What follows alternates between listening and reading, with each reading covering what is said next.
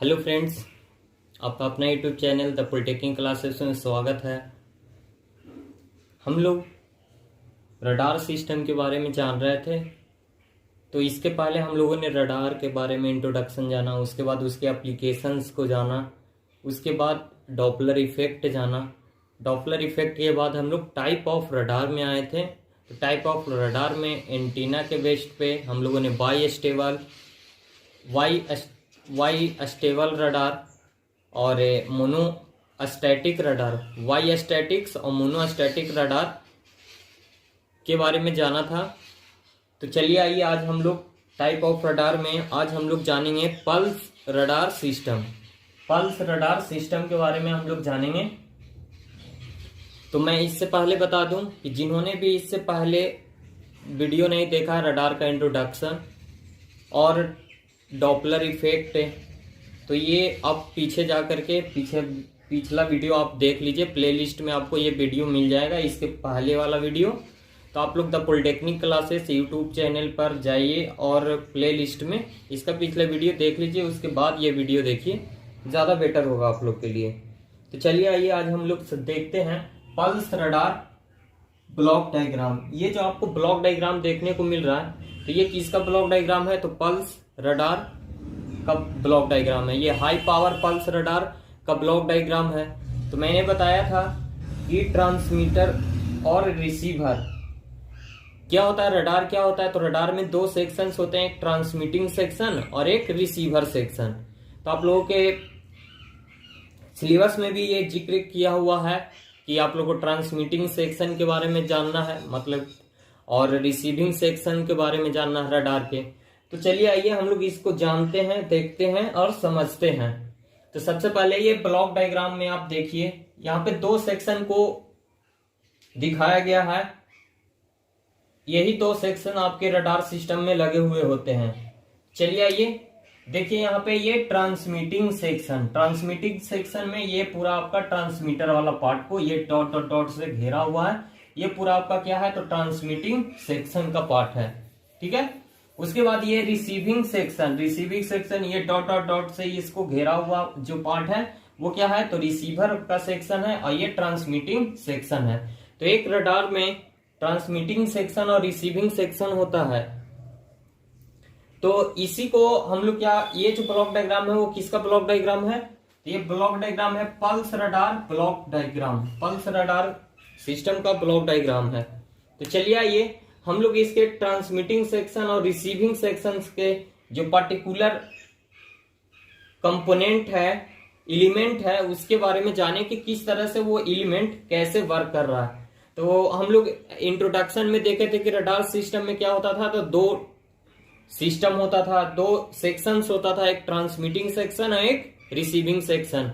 जिसमें transmitting section के help से हम लोग क्या करते थे, तो कोई भी सिग्नल को, इलेक्ट्रोमैग्नेटिक सिग्नल को जनरेट करते थे और ट्रांसमिट करते थे। और वो सिग्नल क्या होता था कि टारगेट से जाकर के रिफ्लेक्ट करता था। रिफ्लेक्ट करने के बाद जो सिग्नल आता था, जिसे हम लोग इको सिग्नल के नाम से जान रहे थे, वो सिग्नल रिसीवर के द्वारा क्या किया जाता था? तो रिसीव किया जाता था। रिसीविंग सेक्शन में जो रिसीवर था आपका, उसके द्वारा रिसीव किया जाता था। उसके बाद प्रोसेसिंग होता था। प्रोसेसिंग होने के बाद हम लोग को डिस्प्ले पे उस टारगेट का डिस्टेंस, उसका वेलोसिटी, ये हमें पता चल पाता था। तो चलिए आइए इसके डिफरेंट सेक्शन के डिफरेंट एलिमेंट के बारे में हम लोग जाने। तो सबसे पहले फर्स्ट में है हमारा ट्रांसमिटिंग सेक्शन। ये ट्रांसमिटिंग सेक्शन में सबसे पहला क्या है एलिमेंट? तो ट्रिगर सोर्स है। तो चलिए आइए ट्रिगर सोर्स क्या है उसके बारे में जाने। तो trigger source provide pulse for the modulator. ये जो ट्रिगर सोर्स है वो क्या काम कर रहा है? तो ये पल्स जनरेट करने का काम कर रहा है। और वो पल्स किसको प्रोवाइड कर रहा है? तो ये पल्स मॉड्यूलेटर को, ठीक है। ये पल्स मॉड्यूलेटर को पल्स प्रोवाइड करने का काम कर रहा है। उसके बाद क्या है आपका? तो पल्स मॉड्यूलेटर है। तो पल्स मॉड्यूलेटर क्या होता है? तो the radar modulator is a device.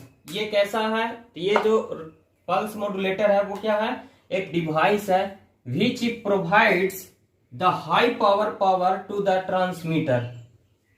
ये क्या कर रहा है, ये मॉड्यूलेटर क्या कर रहा है कि हाई पावर ट्रांसमिटिंग पावर को जनरेट कर रहा है। वो किसको दे रहा है, तो आउटपुट ट्यूब के सेक्शन को इनपुट के रूप में पल्स मॉड्यूलेटर से जो हाई पावर जो जनरेट कर रहा है, हाई पावर जनरेट कर रहा है, वो आउटपुट ट्यूब को इनपुट के रूप में दे रहा है। Transmitter tube for transmitting during transmission period, जो ट्रांसमिटिंग के दौरान इस पल्स मॉड्यूलेटर के द्वारा जो हाई पावर जनरेट होता है वो किसको दिया जाता है, तो आउटपुट ट्यूब को दिया जाता है। इट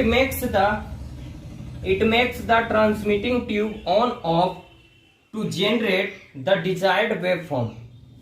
ये क्या करता है, तो जो आपका ट्रांसमिटिंग ट्यूब है उसको ऑन और ऑफ करने का, जनरेट करने का काम कर रहा है। कहने का मतलब एक डिजायर्ड फॉर्म के सिग्नल को जनरेट कर रहा है और उसको ऑन और ऑफ करने का काम कर रहा है। जैसे कह सकते हैं कि एक टर्म में होगा, क्या होगा, जब ट्रांसमिटिंग के दौरान होगा तो ये ऑन हो जाएगा, ये पल्स मॉड्यूलेटर ऑन हो जाएगा और ये आउटपुट ट्यूब को क्या करेगा कि पल्स प्रोवाइड करेगा, हाई पावर का पल्स प्रोवाइड करेगा।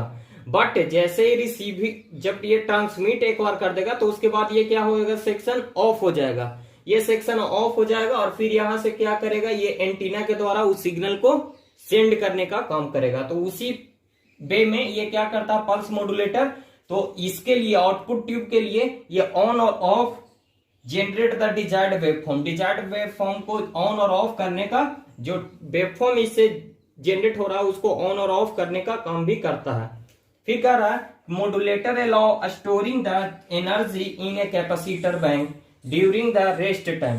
और उसके साथ साथ मॉड्यूलेटर में एक कैपेसिटर बैंक होता है जो कि क्या करता है, एनर्जी को स्टोर करके भी रखता है रेस्ट टाइम के दौरान।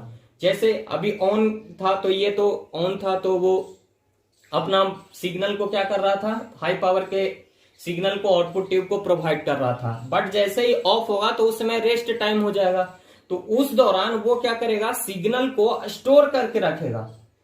पल्स मॉड्यूलेटर हाई पावर के सिग्नल को क्या करेगा, स्टोर करके रखता है। वो किस में स्टोर करके रखता है, एक कैपेसिटर बैंक। कैपेसिटर हमारा एनर्जी स्टोरेज डिवाइस के रूप में यूज होता है इस पल्स मॉड्यूलेटर में, और उसमें कैपेसिटर बैंक में ये एनर्जी को स्टोर करके रखता है रेस्ट टाइम के दौरान। जब पल्स मॉड्यूलेटर ऑफ कंडीशन होता है तो उस समय ये क्या करता है कि हाई पावर पल्स को ये स्टोर करने का भी काम करता है। तो ये क्या कर रहा था, स्टोर करने का, एनर्जी को स्टोर करने का भी काम कर रहा था कैपेसिटर बैंक में। उसके साथ साथ ये क्या करता है, it provide rectangular voltage pulse which act as the supply voltage. ये क्या करता है, एक रेक्टेंगुलर वोल्टेज पल्स को भी जनरेट करता है, जो कैसा एक्ट करता है, तो सप्लाई वोल्टेज का वर्क करता है। किसके लिए, तो आउटपुट ट्यूब के लिए सप्लाई वोल्टेज का काम करता है। और उसी वोल्टेज के अनुसार ये आउटपुट ट्यूब क्या है, ऑन और ऑफ स्विचिंग का वर्क कर पाता है। इसको सप्लाई वोल्टेज दिया जाता है तो आउटपुट ट्यूब क्या हो जाता है, ऑन हो जाता है। जब नहीं दिया जाता है तो वो ऑफ कंडीशन में हो जाता है। जब इसको जरूरत होता है ऑन करने का, मतलब कि ट्रांसमिटिंग के दौरान इसको ऑन करने का जरूरत होता है, तो उस समय ये पल्स मॉड्यूलेटर के द्वारा एक रेक्टेंगुलर पल्स भी जनरेट किया जाता है, जो कि इसको ऑन करने का काम करता है। तो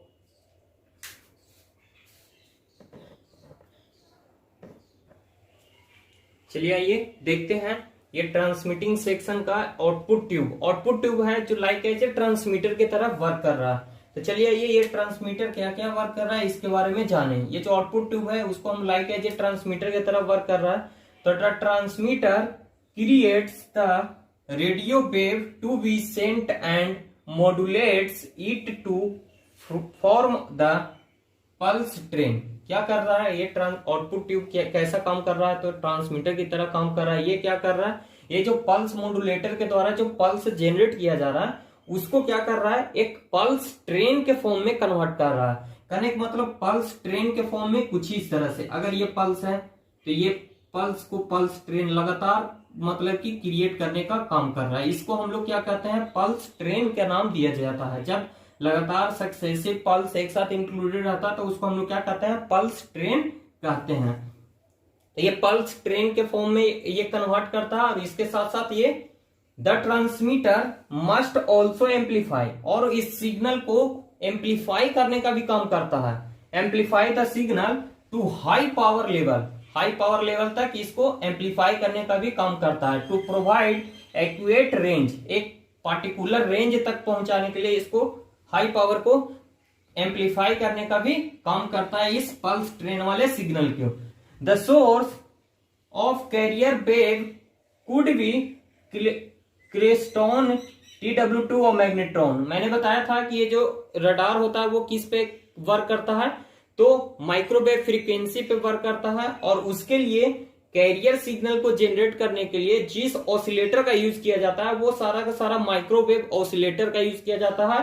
तो ये क्लेस्ट्रॉन माइक्रोवेव ऑसिलेटर है, TWT ट्रेवलिंग वेव ट्यूब ये भी माइक्रोवेव ऑसिलेटर है, और मैग्नेट्रॉन ये भी माइक्रोवेव ऑसिलेटर है। तो आप लोग इसके बारे में ज्यादा डिटेल पढ़ने के लिए वेट कीजिए 6 सेमेस्टर का, और जो 6 सेमेस्टर में वो जान रहे हैं क्लेस्ट्रॉन, TWT और मैग्नेट्रॉन कैसे वर्क करता है। तो सिर्फ आप लोग 5th सेम वाले याद रखिएगा इसका फुल फॉर्म वगैरह ये सब, और ये कभी कभी फुल फॉर्म आपका आ सकता है, तो ये याद रखिएगा। तो इसके बाद देखिए आउटपुट ट्यूब के बाद क्या है आपका, तो डुप्लेक्सर है। तो डुप्लेक्सर के बारे में मैंने पहले ही बताया था कि डुप्लेक्सर क्या है, एक लाइक एज ए स्विच की तरह वर्क करता है, जिसका काम क्या है, तो ट्रांसमिटिंग के दौरान एंटीना को ट्रांसमीटर से कनेक्ट कर देना, और रिसीविंग के दौरान इस एंटीना को रिसीवर से कनेक्ट कर देना। तो इस तरह से ये एंटीना इसको डुप्लेक्सर की मदद से एक ही एंटीना को रिसीवर और ट्रांसमीटर सेक्शन दोनों से कनेक्ट कर पाता है। तो इस तरह से हमारा ट्रांसमिटिंग सेक्शन के बारे में हम लोगों ने जान लिया। अब चलिए आइए रिसीविंग सेक्शंस में। सेकंड में है आपका क्या, रिसीवर सेक्शन। तो रिसीवर सेक्शन का सबसे फर्स्ट आपका क्या है सेक्शन, तो लो नॉइज एम्पलीफायर। लो नॉइज एम्पलीफायर वो किस तरह से वर्क करता है ये जानते हैं। Low noise RF amplifier is the first stage of the receiver. ये रिसीवर सेक्शन का फर्स्ट स्टेज होता है। It is a low noise transistor amplifier. ये क्या है, तो ये लो नॉइज ट्रांजिस्टर एम्पलीफायर है। Silicon bipolar transistor is used at low radar frequency below L band 1215 से लेकर के 1400 मेगाहर्ट्ज तक। क्या है कि इसमें लो नॉइज फ्रीक्वेंसी के लिए सिलिकॉन बाइपोलर ट्रांजिस्टर का यूज किया जाता है, जिसका रेंज फ्रीक्वेंसी रेंज कितना है, तो 1215 मेगाहर्ट्ज से 1400 मेगाहर्ट्ज तक। और हाई पावर के फ्रीक्वेंसी के लिए इसमें किसका यूज किया जाता है, तो गैलियम आर्सेनाइड फेट ट्रांजिस्टर का यूज किया जाता है। Gallium arsenide field effect transistor को प्रीफेयर किया जाता है हाई फ्रीक्वेंसी के लिए। और इसके साथ साथ ये लो नॉइज एम्पलीफायर क्या करता है, it amplifies the received weak echo signal. जो इको सिग्नल को ये रिसीव करता है, जो बीक होता है उसको ये एम्पलीफाई करने का भी काम करता है। उसके बाद है आपका मिक्सर। तो मिक्सर के बारे में आप लोग जानते हैं कि मिक्सर को 2 इनपुट मिलता है, एक रिसीव किया जाता है इको सिग्नल जो मिक्सर को आउटपुट के रूप में मिलता है, इधर लोकल ऑसिलेटर से भी जनरेट किया जाता है। तो क्या होता है, मिक्सर के द्वारा ऑपरेशन करके इसको इंटरमीडिएट फ्रीक्वेंसी प्रोवाइड किया जाता है। यहाँ पे IF फ्रीक्वेंसी प्रोवाइड किया जाता है, और ये IF फ्रीक्वेंसी लो वाले सिग्नल के लिए, ये लो वाले फ्रीक्वेंसी के लिए 30 मेगाहर्ट्ज इसके लिए होता है, और हाई फ्रीक्वेंसी पे इसका IF फ्रीक्वेंसी कितना होता है, 60 मेगाहर्ट्ज होता है। और उसके बाद उस IF फ्रीक्वेंसी को ये IF एम्पलीफायर क्या करता है, तो एम्पलीफाई करने का काम करता है, और उसके बाद डिटेक्टर को दे दिया जाता है। ये आइए जानते हैं हम लोग डिटेक्टर सर्किट कैसे वर्क करता है। तो जो IF एम्पलीफायर होता है वो क्या करता है, IF वाले सिग्नल को एम्पलीफाई करता है, और IF एम्पलीफायर का आउटपुट किसको जाता है, तो डिटेक्टर सर्किट को जाता है। ये डिटेक्टर सर्किट में चलिए ये देखते हैं detector circuit. Detector is often A Schottky barrier diode. इसमें क्या है, तो डिटेक्टर सर्किट में यहाँ पे शॉर्टकी बैरियर डायोड का इस्तेमाल किया जाता है, जो क्या करता है, which extract the pulse modulation from IF amplifier output. जो IF एम्पलीफायर का आउटपुट जो डिटेक्टर को जाता है, उसमें क्या होता है कि ये जो ट्रांसमीटर वाला के द्वारा पल्स मॉड्यूलेशन किया गया था, तो वहां पे क्या किया गया था, तो पल्स वाले सिग्नल को ऐड किया गया था। तो उसी को यहाँ पे क्या करेगा, ये डिटेक्टर सर्किट उसको हटाने का काम करेगा, पल्स कैरियर को हटाने का काम करेगा। और उसके बाद the detector output amplified by video amplifier, उसके बाद डिटेक्टर का जो आउटपुट होगा वो वीडियो एम्पलीफायर के द्वारा एम्पलीफाई किया जाएगा एक लेवल पे, और उसके बाद it can be properly display usually on CRT directly of by a digital signal processor. इतना इसको एम्पलीफाई किया जाएगा कि ये जो आउटपुट, जो वीडियो एम्पलीफायर का आउटपुट होगा वो डायरेक्टली एक प्रोसेसर के द्वारा डिस्प्ले यूनिट को दिया जाए, जो क्या होता है तो सीआरटी होता है, और ये इसका पूरा नाम होता है कैथोड रे ट्यूब। तो इसको एक सिग्नल प्रोसेसर की मदद से, डिजिटल सिग्नल प्रोसेसर की मदद से डिस्प्ले को दे दिया जाता है। उसके बाद डिस्प्ले यूनिट क्या करता है, तो उसको डिस्प्ले करने का काम करता है डिस्प्ले पे, जिसके बाद क्या होता है कि हम लोग उसका डिस्टेंस वगैरह ये सब डिस्प्ले पे जान पाते हैं, और वो कितना वेलोसिटी से मूवमेंट कर रहा है इसका हम लोग जान पाते हैं। तो इस तरह से हम लोगों ने इस ब्लॉक डायग्राम को जाना, पल्स रडार ब्लॉक डायग्राम को। तो ये क्वेश्चन आप लोग याद रखिएगा, ये बहुत ही इंपॉर्टेंट है। ये आप लोग को आ सकता है कि draw the block diagram of pulse radar system, और ये 6th सेमेस्टर में तो कभी कभी पूछ भी देता है। 5th में तो अभी तक देखिएगा, प्रीवियस ईयर में मुझे याद नहीं है ये आया है या नहीं आया है, लेकिन मुझे इतना याद है कि 6th सेमेस्टर में ये आया था, हम लोग के समय में एग्जाम में ये आया था। तो ये बहुत ही इंपॉर्टेंट है, इसको आप लोग ध्यान में रखिएगा।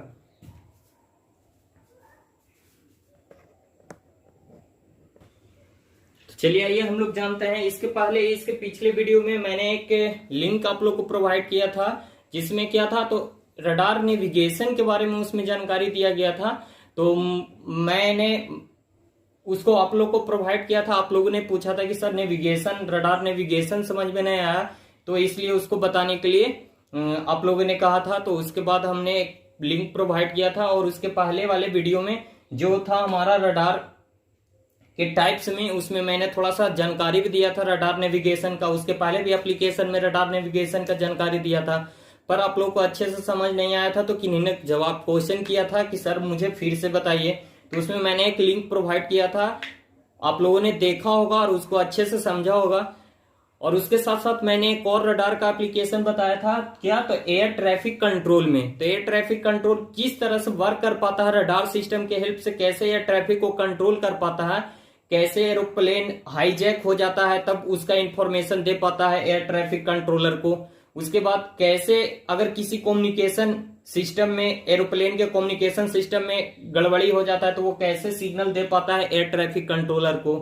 फिर और भी बहुत सारा इमरजेंसी कंडीशन में, हाईजैक के कंडीशन में, प्लेन हाईजैक के कंडीशन में वो कैसे सिग्नल प्रोवाइड कर पाता है एयर ट्रैफिक कंट्रोलर को। ये सब के बारे में आप लोग जानना चाहते हैं तो इस वीडियो के डिस्क्रिप्शन में एयर ट्रैफिक कंट्रोलर से रिलेटेड एक लिंक आपको दिया गया है, तो आप लोग इसको देखिए। इससे आपको बहुत अच्छे तरह से एयर ट्रैफिक कंट्रोल कैसे होता है रडार के हेल्प से, ये आपको जानकारी दिया गया है। तो आप लोगों को वीडियो कैसा लगा ये कमेंट करके जरूर बताएं। तो आज के लिए इतना ही, अब मिलते हैं हम लोग नेक्स्ट वीडियो में अगले टाइप ऑफ रडार के बारे में। अगला टाइप है हमारा CW रडार, तो हम लोग अगले वीडियो में CW रडार के बारे में जानेंगे। आज के लिए इतना ही।